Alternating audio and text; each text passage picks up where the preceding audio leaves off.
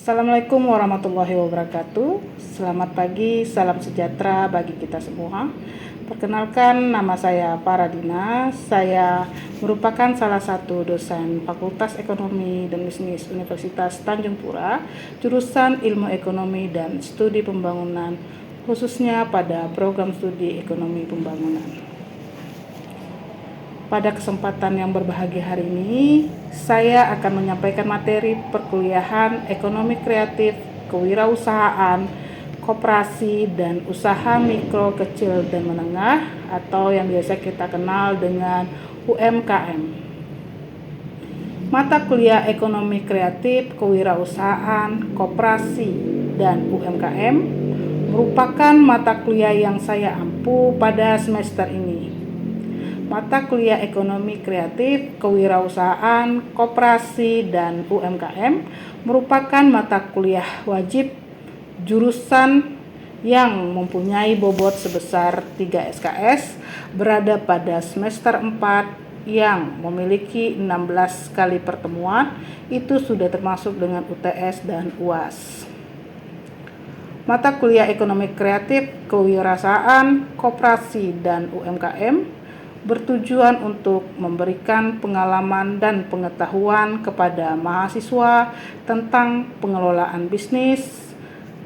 Setelah mengikuti perkuliahan ini, mahasiswa diharapkan memiliki kompetensi mempraktekkan, menentukan, serta mengembangkan konsep-konsep di dalam ekonomi kreatif untuk pengembangan bisnis serta membantu UMKM.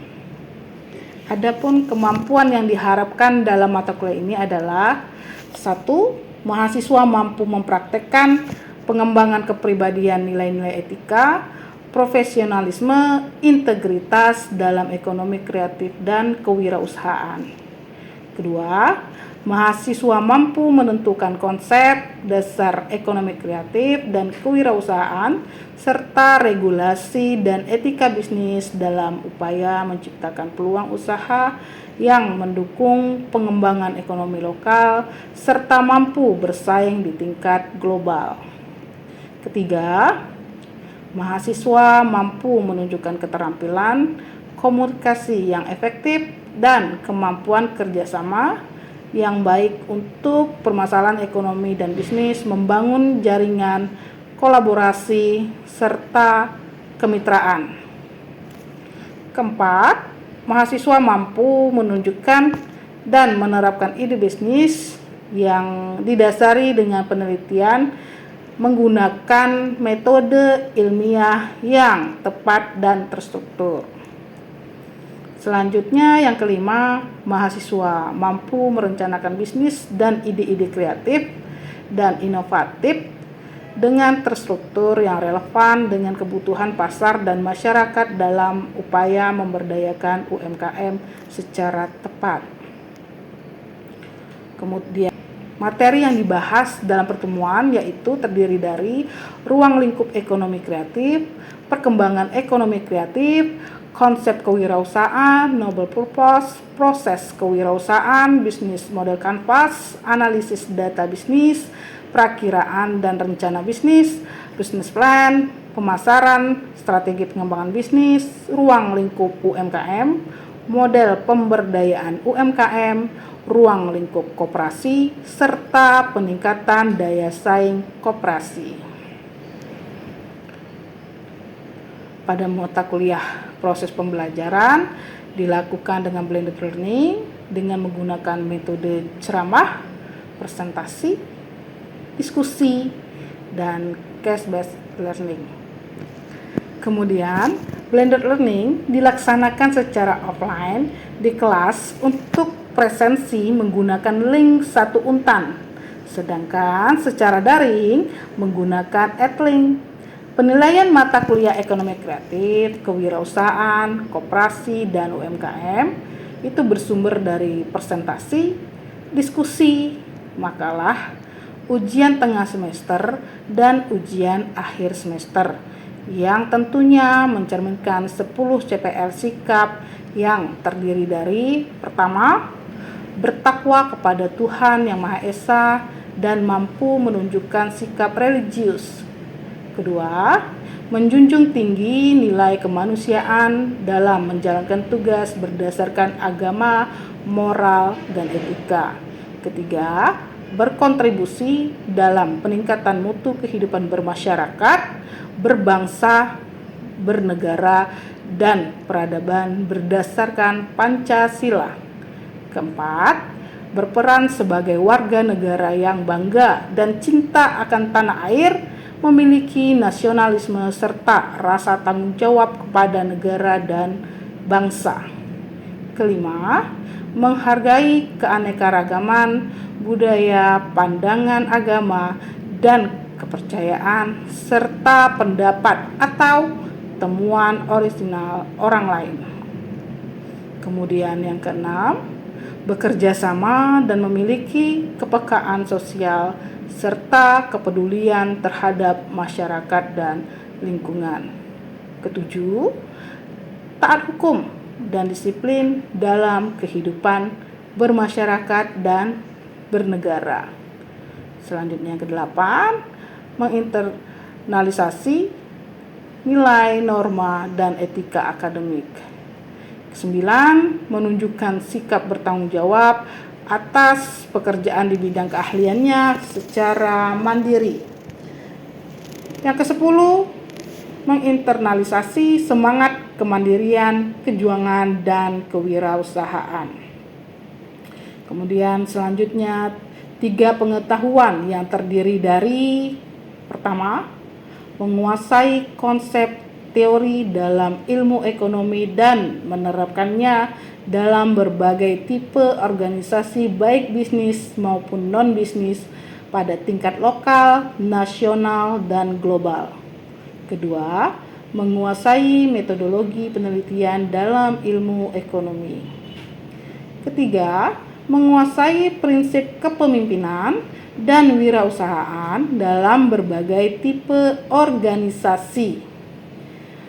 Adapun 9 keterampilan umum yang terdiri dari: 1. Mampu menerapkan pemikiran logis, kritis, sistematis, dan inovatif dalam konteks pengembangan atau implementasi ilmu pengetahuan dan teknologi yang memperhatikan dan menerapkan nilai humaniora yang sesuai dengan bidang keahliannya. Selanjutnya yang kedua, mampu menunjukkan kinerja mandiri, bermutu, dan terukur.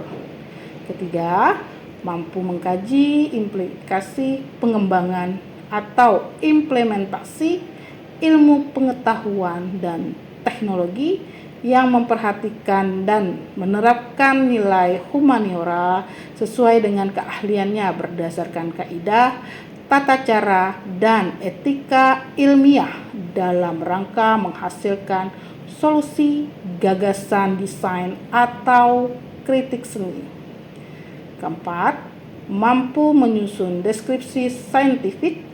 Hasil kajian tersebut di atas bisa dalam bentuk skripsi atau laporan tugas akhir dan mengunggahnya dalam laman perguruan tinggi.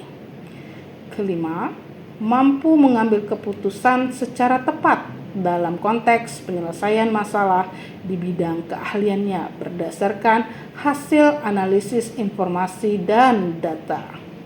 Yang keenam, mampu memelihara dan mengembangkan jaringan kerja dengan pembimbing, kolega, sejawat baik di dalam maupun di luar lembaganya. Selanjutnya yang ketujuh, mampu bertanggung jawab atas pencapaian hasil kerja kelompok dan melakukan supervisi serta evaluasi terhadap penyelesaian pekerjaan yang ditugaskan kepada pekerja yang berada di bawah tanggung jawabnya. Yang kedelapan, mampu melakukan proses evaluasi diri terhadap kelompok kerja yang berada di bawah tanggung jawabnya dan mampu mengelola pembelajaran secara mandiri. Kesembilan, mampu mendokumentasikan, menyimpan, mengamankan, dan menemukan kembali data untuk menjamin kesahihan dan mencegah plagiasi. Adapun 3 keterampilan khusus yang dibebankan pada mata kuliah yaitu 1. Mampu menyelesaikan masalah rutin fungsi ekonomi kreatif, kewirausahaan, koperasi, dan UMKM, serta mengikuti aturan yang berlaku. Kedua, mampu merumuskan dan mengimplementasikan rencana strategi ke dalam rencana operasional, ekonomi kreatif, kewirausahaan, koperasi, dan UMKM. Ketiga, mampu melakukan kajian teori dan empirik dalam bidang ekonomi kreatif, kewirausahaan, koperasi, dan UMKM dengan menggunakan metode ilmiah. Kemudian, bobot penilaian pada mata kuliah ini terdiri dari 10% nilai kehadiran, 20% nilai tugas, 30% nilai UTS, dan 40% nilai UAS. Oke, baiklah. Selanjutnya saya akan menyampaikan salah satu perkuliahan ekonomi kreatif, kewirausahaan, koperasi, dan UMKM.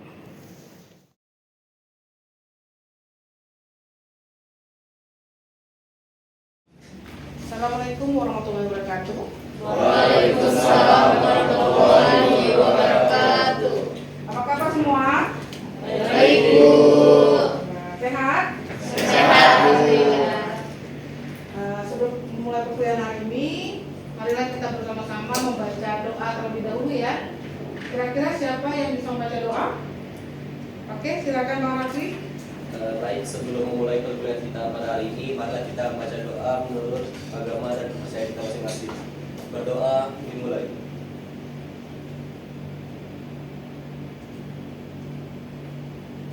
Berdoa selesai. Oke. Hari ini kita akan membahas mata kuliah, di mana mata kuliah kita itu tentang ekonomi kreatif, kewirausahaan, koperasi, dan UMKM. Ya, saya sendiri merupakan salah satu dosen di sini. Nama saya sudah tahu ya, Ibu Faradina dengan prodi ekonomi pembangunan. Nah, ada yang tahu nggak kira-kira apa yang dimaksud dengan ekonomi kreatif? Silakan Bang. Ekonomi kreatif itu adalah ekonomi yang mengenalkan ide, kreativitas, dan inovasi dalam menambahkan nilai ekonomi. Oke, ekonomi kreatif Adalah uh, ekonomi yang mengenalkan ide, ide, ya, kreativitas, ya, dan inovasi kreativitas, sebagai nilai tambah ekonomi. ya, dan inovasi sebagai nilai tambah barang atau jasa. Jadi harus ada produknya. Seperti itu.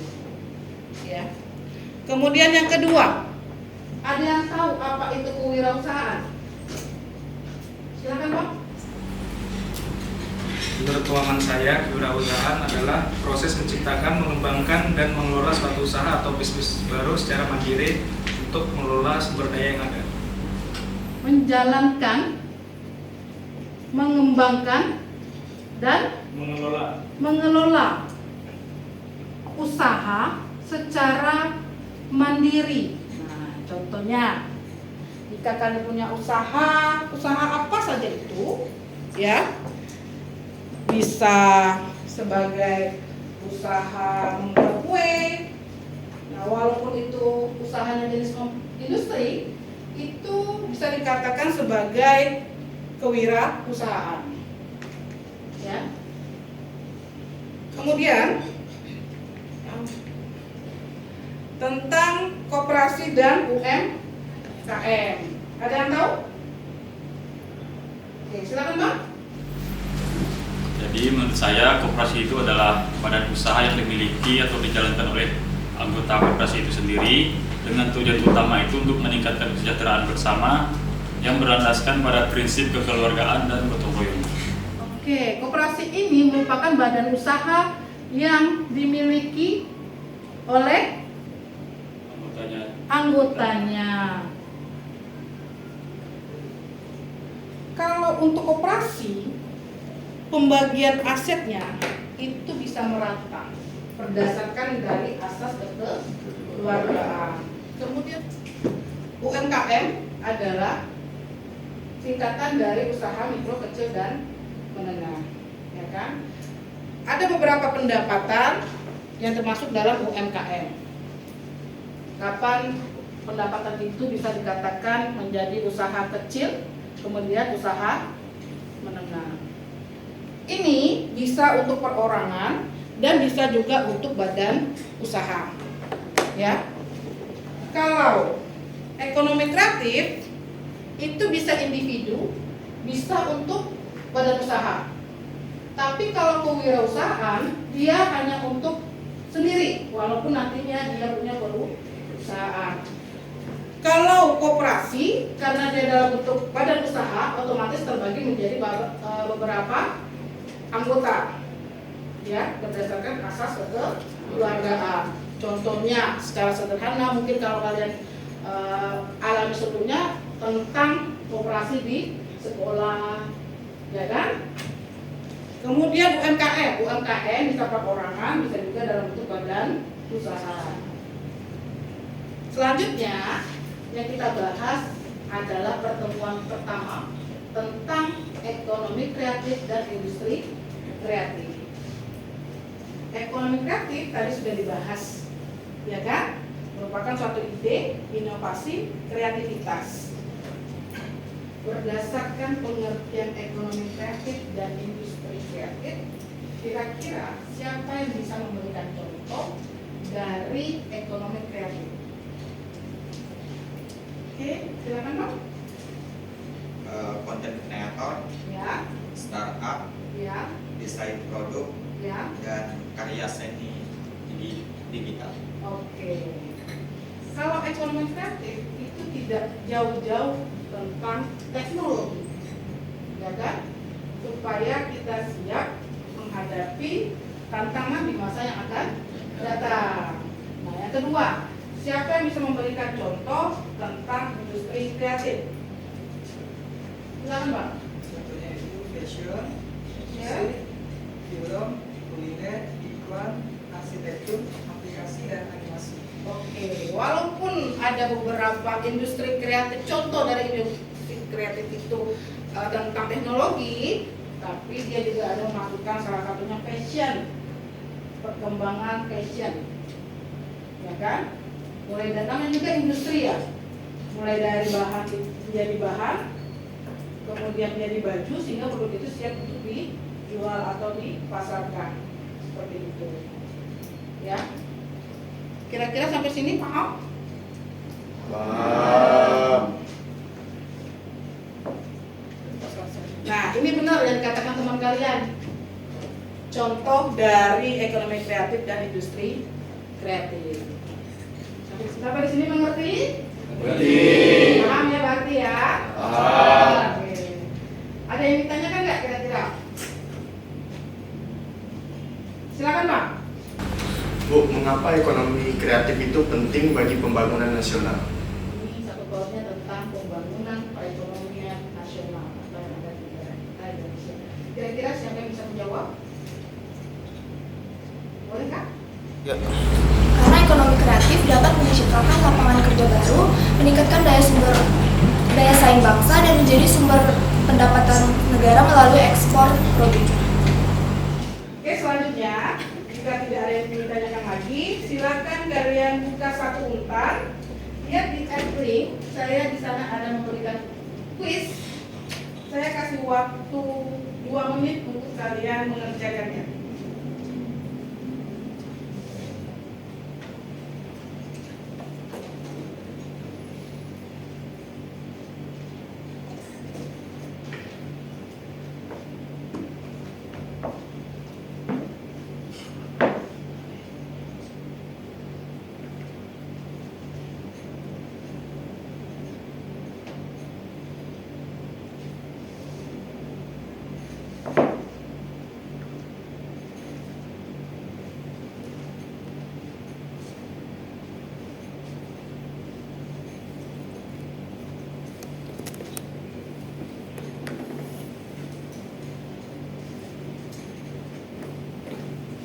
Sudah?